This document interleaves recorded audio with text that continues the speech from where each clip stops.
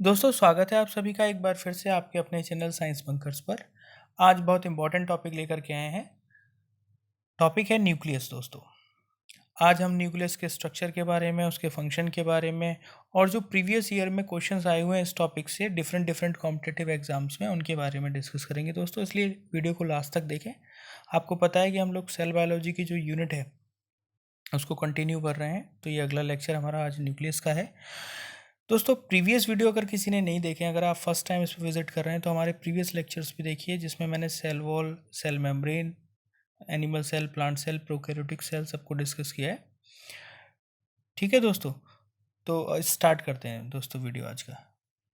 देखिए न्यूक्लियस की डिस्कवरी हम पहले ही कर चुके हैं डिस्कस। किसने की? रॉबर्ट ब्राउन साहब ने की। ठीक है, कहाँ की? रॉबर्ट ब्राउन ने की ऑर्किड सेल में की। ऑर्किड जो है एक प्लांट है, ऑर्किड सेल के अंदर इन्होंने देखा न्यूक्लियस को फर्स्ट टाइम दोस्तों। इसके अलावा जो सेल्स हैं दोस्तों, न्यूक्लियस के बेसिस पे डिफरेंट डिफरेंट टाइप्स में उनको बांटा गया है सेल्स को। देखिए कैसे, जैसे अगर न्यूक्लियस प्रेजेंट है किसी सेल में तो हम उसको बोलते हैं न्यूक्लिएटेड सेल, और अगर नहीं है तो उसको हम ई न्यूक्लिएटेड बोल देते हैं दोस्तों। ठीक है, उसको हम ई न्यूक्लिएटेड बोल देते हैं। तो ऐसी कौन सी सेल्स हैं जिनमें न्यूक्लियस नहीं होता, इसको भी हमने डिस्कस किया था। एक तो मैच्योर आरबीसीज है, मेमेलियन मैच्योर आरबीसीज। ठीक है, तो इनमें न्यूक्लियस नहीं पाया जाता दोस्तों। इसके अलावा प्लांट्स में अगर देखेंगे आप तो सीव ट्यूब्स हैं ऐसी जिनमें न्यूक्लियस नहीं पाया जाता। तो ऐसी सेल्स दोस्तों जहाँ पे न्यूक्लियस नहीं है ये न्यूक्लिएटेड बोलते हैं। बाकी कुछ सेल्स ऐसी हैं, जनरली ज़्यादातर सेल्स में एक ही न्यूक्लियस मिलता है, लेकिन कुछ सेल्स ऐसी हैं जहाँ पे दो या दो से ज़्यादा न्यूक्लियस भी दोस्तों हो सकते हैं। ऐसी कौन सी सेल्स हैं दोस्तों? ऐसी सेल्स जिनमें दो न्यूक्लियस पाए जाते हैं इनको हम बोलते हैं by nucleated. By nucleated, by nucleated आपने पैरामीशियम के अंदर देखी होंगी। अगर नहीं पढ़ा तो कोई नहीं, हम आगे डिस्कस करेंगे। पैरामीशियम के अंदर दो तरह के न्यूक्लियस पाए जाते हैं, मेगा कैरियोन और माइक्रो कैरियोन। ठीक है, तो ये दो तरह के न्यूक्लियस हैं, इसलिए इसको हम क्या बोलते हैं? बाई न्यूक्लिएटेड बोलते हैं दोस्तों। कुछ सेल्स क्या है, मल्टी न्यूक्लिएटेड होती हैं दोस्तों, मल्टी न्यूक्लिएटेड। ठीक है, मल्टी न्यूक्लिएटेड। तो मल्टी न्यूक्लिएटेड सेल्स में हम कौन सी सेल्स पढ़ते हैं दोस्तों? इसमें आती है हमारी skeletal muscles. Generally skeletal muscles कौन सी हैं? ये आपकी वॉलेंट्री मसल्स हैं। इसके अलावा इनको स्ट्रेटेड मसल्स के नाम से भी अपन लोग जानते हैं। ठीक है, 9th क्लास में आपने अगर पढ़ा हो difference striated muscles, unstriated muscles और कार्डियक मसल्स के बीच में। ठीक है, जो हमारी स्केलेटल मसल्स हैं, स्ट्रेटेड मसल्स हैं, उनमें मल्टी न्यूक्लिएटेड है। इसके अलावा जो हमारी दूसरी टाइप की मसल्स हैं, यानी स्मूथ मसल है ना, इनवॉलेंट्री, उसमें यूनी न्यूक्लिएटेड होती हैं वो जनरली। तो अगर आप चाहें तो यूनी न्यूक्लिएटेड का भी एग्जांपल लिख सकते हैं।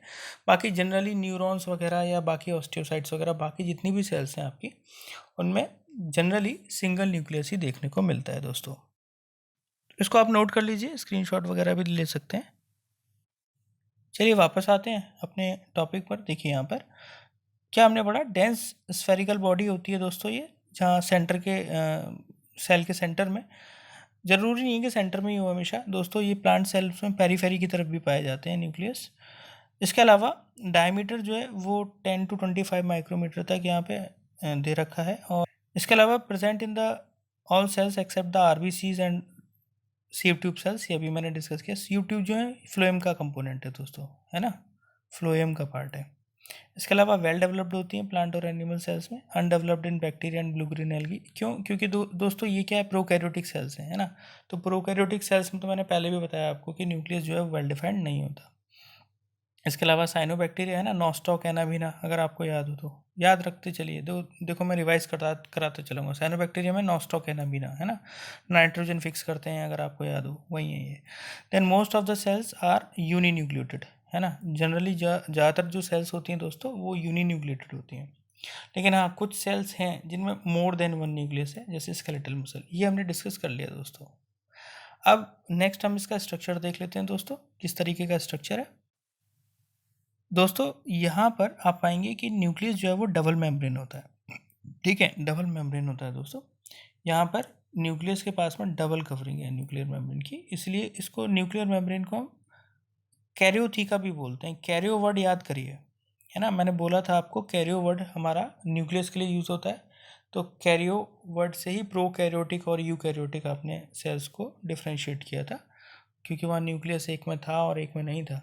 तो यहाँ कैरियोथीका, न्यूक्लियस की वॉल को क्या बोलते हैं आप, कैरियोथीका। तो न्यूक्लियोलस क्या है, इसी न्यूक्लियस के अंदर एक और बॉडी पाई जाती है दोस्तों, जिसको मैंने अभी पिछले लेक्चर में आपको बताया था कि राइबोसोम फैक्ट्री के नाम से जानते हैं हम। ठीक है दोस्तों, राइबोसोम फैक्ट्री, इसको हम न्यूक्लियोलस को बोलते हैं। क्रोमैटिन, ठीक है, ये थ्रेड्स हैं, ठीक है, जो सेल डिवीज़न के टाइम पर ये जो क्रोमैटिन नेटवर्क है आपका, ये कंडेंस होकर के क्या बन जाता है, क्रोमोसोम्स बन जाते हैं, है ना। अभी देखेंगे हम इसका स्ट्रक्चर भी। देन इसके अंदर जो लिक्विड है, लिक्विड वाला पार्ट क्या कहलाता है दोस्तों, न्यूक्लियस के अंदर न्यूक्लियोप्लाज्म कहलाता है। न्यूक्लियोप्लाज्म के अंदर दोस्तों खाली क्रोमैटिन ही नहीं होता, या खाली न्यूक्लियोलस ही नहीं है, इसके अलावा या Mg2+ डाइवेलेंटाइंस होते हैं, Mn2+, अभी देखेंगे इनका क्या रोल होता है। इसके अलावा कुछ एंजाइम्स होते हैं, ठीक है, जैसे डीएनए पॉलीमरेज वगैरह, है ना, जो हमारे ट्रांसलेशन ट्रांसक्रिप्शन वगैरह में हेल्प करते हैं, ठीक। या न्यूक्लियर एनवलप भी रहता है दोस्तों। ये न्यूक्लियर एनवलप कुछ नहीं है, यहाँ दोनों वॉल आ गई आपकी, इनर वॉल आ गई और आउटर वॉल आ गई दोस्तों, है ना। तो ये हमारा कुछ स्ट्रक्चर है। न्यूक्लियर पोर क्या होते हैं, ये न्यूक्लियस के अंदर ही पोर मिलते हैं आपको। ये जो डायमीटर होता है पोर्स का लगभग 800 आर्मस्ट्रॉन्ग्स तक का रहता है दोस्तों, है ना। तो न्यूक्लियर पोर भी आपको देखने को इसमें मिलते हैं। तो इस तरीके से ये स्ट्रक्चर है ये न्यूक्लियस का। अभी और डिटेल में हम इस स्ट्रक्चर को देख लेंगे दोस्तों। क्या इंपॉर्टेंट चीज़ें हैं, देखिए, पोर का साइज़ एक तो ये इम्पोर्टेंट है, कलरलेस होता है इसका जो न्यूक्लियोप्लाज्म होता है, डेंस होता है। इसके अलावा आप देखेंगे कि न्यूक्लियोप्लाज्म में राउंड शेप के न्यूक्लियोलस, है ना, ये स्ट्रक्चर और नेटवर्क क्रोमैटिन फाइबर्स पर प्रेजेंट होते हैं। इसके साथ और क्या होता है दोस्तों, मैंने बता दिया, ये डाइवेलेंटाइंस होते हैं और एंजाइम्स भी होते हैं। Then fibres are composed of DNA and protein, histone protein. अभी देखेंगे इसको कि क्रोमैटिन, ये क्रोमैटिन फाइबर्स के बारे में बात हो रही है। तो क्रोमैटिन फाइबर जो किसके बने हुए होते हैं, डीएनए और प्रोटीन के बने होते हैं, हिस्टोन प्रोटीन्स के। Then fibres condense to form the chromosome during cell division. किसकी फाइबर्स की बात हो रही है, क्रोमैटिन फाइबर्स की दोस्तों। तो ये चीज़ें हमें यहाँ से देखने को मिली है दोस्तों। इसके अलावा ये भी ध्यान रखिए कि जो न्यूक्लियस की जो वॉल है ना, इनके बीच का जो स्पेस होता है, जैसे यहाँ वो 3D डायग्राम में दिखाई नहीं दे रहा, ठीक है, ऐसे देखिए आप, ये इस तरीके से है ना न्यूक्लियस की वॉल, इस तरीके से आपका न्यूक्लियस है मान के चलिए। तो ये जो बीच वाला स्पेस है, आउटर वॉल और इनर की, इसे क्या बोलते हैं, पेरी न्यूक्लियर स्पेस। क्या बोलते हैं दोस्तों, पेरी न्यूक्लियर स्पेस बोलते हैं इसको, पेरी न्यूक्लियर स्पेस। इसको भी नोट कर लीजिएगा। ये सब अगर आपने नोट कर लिया हो तो देख लीजिए आप। नेक्स्ट बढ़ते हैं हम लोग, इसका स्क्रीनशॉट भी ले सकते हैं दोस्तों। बात करते हैं हम क्रोमैटिन के बारे में। देखिए क्रोमैटिन है ना फाइबर, सॉरी, ये क्रोमैटिन फाइबर देखिए आप। क्रोमैटिन फाइबर के अंदर मैंने आपको बताया कि क्रोमैटिन जो टर्म है एक्चुअल में ये दिए फ्लेमिंग ने, ठीक है, फ्लेमिंग, ये नोट कर लीजिएगा। यहाँ पर दोस्तों दो तरह के क्रोमैटिन मटेरियल मिलते हैं आपको। आपने यहाँ पर हेट्रोक्रोमैटिन मिलेगा, हेट्रोक्रोमैटिन, ठीक है दोस्तों, और एक मिलेगा आपको यूक्रोमैटिन। मैंने बताया आपको यूकैरियोट से, यू वर्ड का मतलब होता है ट्रू, यूक्रोमैटिन, है ना। तो यूक्रोमैटिन आपका जो होता है दोस्तों, ये जनरली अर्ली ट्रांसक्राइब होता है। और जो हेट्रोक्रोमैटिन वाला पार्ट है ना, ये एरिया जो होता है ये डार्कली स्टेन्ड रहता है दोस्तों। और यहाँ आप कह सकते हो कि यहाँ डीएनए के स्पेसिफिक स्टेन होते हैं, इन कंपेरेटिव ये कंडेंस फॉर्म में रहता है, इसलिए यहाँ डार्क स्टेन का वो रहता है। जो क्रोमैटिन होता है दोस्तों, ये जो है, ये जो एरिया है, इसमें जीन कंसंट्रेशन हाई रहता है, ठीक है, और ये एक्टिवली पार्टिसिपेट करता है ट्रांसक्रिप्शन के प्रोसेस में। कौन सा, यूक्रोमैटिन, ये चीज़ आप ध्यान रखें।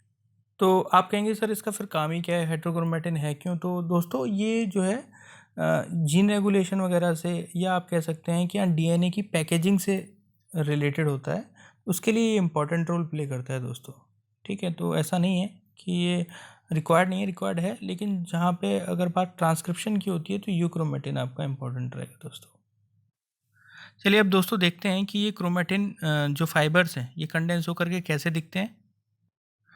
तो दोस्तों ये देखिए आप लोग, इस तरीके के कंडेंस होकर के दिखते हैं सेल डिवीज़न के टाइम पर। और एक थ्रेड जब आप यहाँ से निकालेंगे, ठीक है, इसको और ज़्यादा सिंप्लीफाई करेंगे इस डेंस नेटवर्क को, तो आप पाएंगे कि ये क्रोमैटिन फाइबर्स कुछ इस तरीके का जो अरेंजमेंट है, इस तरीके का दिखाई देता है। ठीक है, ये जो आप देख रहे हैं इस तरीके का अरेंजमेंट आपको दिखाई देता है दोस्तों। ये अरेंजमेंट एक्चुअल में आप देखेंगे तो ये है हिस्टोन प्रोटीन्स, इस तरीके के होते हैं, ठीक है। और डीएनए ऐसे करके कॉइल रहता है इसके अंदर। फिर आगे आपको ये 4 दिख रहे हैं ना सामने से, और 4 ही पीछे हैं, तो ये ऑक्टामर होता है, ठीक है। स्टोन ऑक्टामर इसको बोलते हैं हम, स्टोन ऑक्टामर बोलते हैं इसको दोस्तों। इस तरीके से रहता है। ये आपका जो रहता है, ये बीच में जो फ्री डीएनए आपको ये है, ये लिंकर डीएनए कहलाता है। क्या कहलाता है? लिंकर डीएनए कहलाता है, ठीक है। ये लिंकर डीएनए क्या करता है, एक जो ये आपका जो पार्ट है, इसको आप क्या बोलते हैं दोस्तों? इसको बोलते हैं आप न्यूक्लियोसोम, है ना। तो ये न्यूक्लियोसोम वाला पार्ट है, ये यहाँ पे मेंशन नहीं है, आप इसको ज़रूर लिख लीजिए, बहुत इंपॉर्टेंट है दोस्तों। न्यूक्लियोसोम, ये एक जो आपको बॉल जैसा स्ट्रक्चर दिखाई दे रहा है, ये न्यूक्लियोसोम बोलते हैं। AIPMT में आया हुआ क्वेश्चन है दोस्तों, यहाँ पर बीट्स ऑन द स्ट्रिंग्स की तरह दिखाई देता है। जैसे अगर मैंने देखिए ये इस तरीके से बनाया है ना, तो आपको दिखाई दे रहा है ना मोती की जैसे माला हो, है ना, इस तरीके से एक माला जैसी दिखाई दे रही है। तो ये हर पार्ट है ना, इसमें हिस्टोन ऑक्टामर है, ठीक है। तो it looks like beads on the string, कैसा दिखाई देता है? Beats on string. PMT 2012 में पूछा गया क्वेश्चन। तो क्या आंसर जाएगा? Beads on the string, nucleosome, ठीक है। और उसको फिर फर्दर आप देखो कि डीएनए को फिर क्या करा है हमने, अनरैप किया है। तो कुछ इस तरीके का स्ट्रक्चर जो हम अपनी बुक्स में देखते हैं डीएनए का, वो इस तरीके से। तो आपको समझ में आया कि कितना सिंप्लीफाई करके हम देखते हैं। यानी कि आप इसको कह सकते हैं कि जो डीएनए वाला पार्ट है, डीएनए से क्या बना? जीन बना। जीन से फिर आपका ये हिस्टोन ऑक्टामर बना, यहाँ दिखाई दे रहा है, न्यूक्लियोसोम बना, देन क्रोमेटिन थ्रेड बने, देन फाइनली कंडेंस होकर क्रोमोसोम बना, ठीक। तो ये जो है हमारी ये चेन है। इसके अलावा आप देखो कि chromosome contain stretch DNA called jeans, ठीक है। क्रोमोसोम्स क्या कंटेन करते हैं? स्ट्रेच डीएनए, वो दिखाई दे रहा है ना। फाइनली हमने अनफोल्ड किया तो हमें फाइनली क्या मिल गया? डीएनए मिल गया दोस्तों। Gene transfer, the heredity information, gene का क्या काम है? ये क्वेश्चन भी आ चुका है कि जीन का क्या काम होता है, क्या heredity information from one generation to another. अगर ऑप्शन में जीन नहीं दिया हुआ है, इसके अलावा कुछ क्रोमेटिन वगैरह दिया हुआ है या क्रोमोसोम दिया हुआ है, तो आंसर वो चला जाएगा, ठीक है। फंक्शंस क्या होते हैं दोस्तों? न्यूक्लियस के फंक्शंस देख लीजिए एक बार, बहुत इंपॉर्टेंट है। Control all the cell activities like metabolism, protein synthesis, growth and cell division को कंट्रोल करता है कौन? न्यूक्लियस। इसीलिए इसको और क्या बोला था? ब्रेन ऑफ द सेल बोला जाता है। ये क्वेश्चन भी पूछा गया है, ब्रेन ऑफ द सेल किस में पूछा गया है? ये APS यानी आर्मी पब्लिक स्कूल के क्वेश्चन ये पूछा गया है उसके एग्ज़ाम में। देन न्यूक्लियोलस, ये मैं बता चुका हूँ आपको, ठीक है।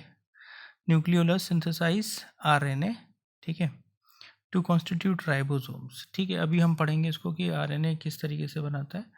इसके अलावा store heredity information in the gene, ठीक है। क्या करता है? हेरिडिटरी इंफॉर्मेशन जो होती है उसको स्टोर करता है न्यूक्लियस। दोस्तों ये जो आपको क्रोमोसोम दिखाई दे रहा है, इसमें एक और चीज़ मैं आपको बता दूं, ये वाला पार्ट जो है क्या कहलाता है दोस्तों? सेंट्रोमियर। क्या कहलाता है? सेंट्रोमियर। और ये क्रोमेटिड्स कहलाते हैं, क्रोमेटिड। अब आप कहेंगे सर कैसे ध्यान रखें? देखो क्रोमेटिड ये आर्म्स हैं, ठीक है। क्रोमेटिन, ठीक है, वो फाइबर से है ना। क्रोमेटिड कहलाता है ये वाला पार्ट, है ना, ये वाला पार्ट और ये वाला पार्ट। और यहाँ पर ये एक सेंट्रोमियर कहलाता है, जो सेंटर में जहाँ से ये क्रॉस हो रहा है। साथ में आप देखेंगे दोस्तों कि यहाँ इस सेंट्रोमियर वाले पार्ट के पास में ना कुछ इस तरीके के प्रोटीन स्ट्रक्चर्स होते हैं, इसको घेरे हुए होते हैं, है ना। इसको बोलते हैं हम काइनेटोकोर। यहाँ स्पेंडल फाइबर आकर के अटैच होते हैं, काइनेटोकोर। ये भी आप लोग नोट कर लीजिएगा, इंपॉर्टेंट है दोस्तों, ठीक है। ये प्रोटीन स्ट्रक्चर्स हैं, डिस्क जैसे स्ट्रक्चर, काइनेटोकोर। तो ये वाली बात हुई दोस्तों क्रोमोसोम की। अब एक चीज़ और ध्यान रखिएगा दोस्तों, वो क्या कि जो क्रोमोसोम्स है ना दोस्तों, ये सेंट्रोमियर के बेसिस पे भी ना डिफरेंट डिफरेंट पार्ट्स में बांटे गए हैं। बस आप नाम लिख लीजिए, वो क्वेश्चन भी कई बार पूछ लिया जाता है, इसलिए मैं आपको बता देता हूँ। देखो यहाँ पर दोस्तों सेंट्रोमियर अगर बिल्कुल बीच में है और ये वाला पार्ट इस वाले पार्ट के अगर इक्वल है दोस्तों, इस स्टेज को हम बोलते हैं इसको क्या बोलते हैं हम, इस ऐसे को बोलते हैं हम मेटासेंट्रिक। क्या बोलते हैं, मेटासेंट्रिक।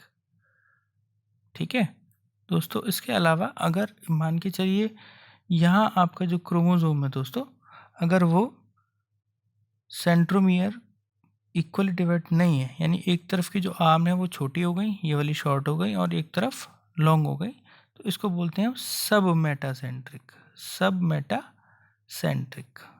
ठीक है दोस्तों, इस तरीके की स्टेट को। इसके अलावा दोस्तों अगर ये बहुत ही छोटा एक साइज है ना, और एक बहुत ज़्यादा लंबा है, ठीक है, एक साइड है, ये बहुत वेरी लार्ज, ठीक है, वेरी लॉन्ग, वेरी शॉर्ट, इसको बोलते हैं आप एक्रोसेंट्रिक दोस्तों, एक्रोसेंट्रिक। ठीक है दोस्तों, और अगर मान के चलिए दूसरी तरफ कोई आर्म है ही नहीं, बस एक ही साइड है, और पूरा का पूरा जो सेंट्रोमियर है वो एक साइड शिफ्ट हो गया है, इसको बोलते हैं आप टीलोसेंट्रिक। ठीक है, तो ये आप ध्यान रखिएगा, मेटासेंट्रिक, सब मेटासेंट्रिक, टीलोसेंट्रिक, एक्रोसेंट्रिक, ये चीज़ें आप ध्यान रखिएगा दोस्तों। बाकी क्वेश्चंस किस तरीके के आए हुए हैं वो बता देता हूँ। क्वेश्चंस एक तो जीन से ही रिलेटेड आया हुआ है, ठीक है, इसके अलावा न्यूक्लियोलस का क्या फंक्शन होता है ये आया हुआ है। सेंट्रोमियर के बेसिस पे पूछा गया है कि एक वेरी शॉर्ट है, एक वेरी लॉन्ग है, तो इसको क्या बोलेंगे, एक्रोसेंट्रिक बोलेंगे, ये क्वेश्चन आया हुआ है दोस्तों। इसके अलावा जो क्वेश्चंस हैं वो पूछे गए हैं आपके न्यूक्लियर एनवलप से रिलेटेड पूछे गए, ठीक है। इसके अलावा आपका जो ये साइनोबैक्टीरिया के अंदर न्यूक्लियस मिलेगा या नहीं, ये तो क्वेश्चन आपका मैंने प्रोकैरियोटिक वाले में भी कवर करा दिया था, ठीक है। तो ये क्वेश्चन इस तरीके के कुछ क्वेश्चंस पूछे गए हैं दोस्तों। बाकी ये क्वेश्चन भी पूछा गया था कि बताइए इसमें से कौन सी ऐसी सेल है जो मल्टी न्यूक्लिएटेड होगी, तो आंसर उसका जाना था आपका स्केलेटल मसल्स। ये भी इंपॉर्टेंट क्वेश्चन है, पूछा गया है 2018 के क्वेश्चन, किसमें, केवीएस में पूछा गया क्वेश्चन है, ठीक है दोस्तों, केवीएस में पूछा गया क्वेश्चन है। क्या क्वेश्चन था, which of the following cell contain more than one nucleus, तो इसका आंसर जाना था स्केलेटल मसल सेल्स। तो दोस्तों ये कुछ क्वेश्चंस थे जो मैंने आपसे डिस्कस किए। ये भी क्वेश्चन पूछा गया है 2015 AIPMT यानी नीट के अंदर क्वेश्चन पूछा गया, इसमें से आरबीसी किसके अंदर प्रेजेंट नहीं होगी, तो उसमें आरबीसी में ये दोनों ही दिए हुए थे, आरबीसी भी दे रखा होगा, सॉरी किसमें न्यूक्लियस प्रेजेंट नहीं होगा, तो आरबीसी भी दे रखा था और सीएफ ट्यूब भी दे रखा, तो आंसर जाएगा बोथ। ठीक है, तो इस तरीके से ये क्वेश्चंस पूछे जा चुके हैं दोस्तों पिछले कॉम्पिटिटिव एग्ज़ाम्स में। मुझे उम्मीद है कि आपको समझ में आया होगा, लेक्चर पसंद आया होगा, तो लाइक करिए, सब्सक्राइब करिए चैनल को, ठीक है दोस्तों, और ऐसी बाकी वीडियोस मैं डेली आपको देता रहूँगा। अब नेक्स्ट वीडियो हम साइटोप्लाज्म के ऊपर लाने वाले हैं, तो इस चैनल को सब्सक्राइब कर लीजिए ताकि आपको अपडेट रेगुलर मिल जाए, टाइमली मिल जाए दोस्तों।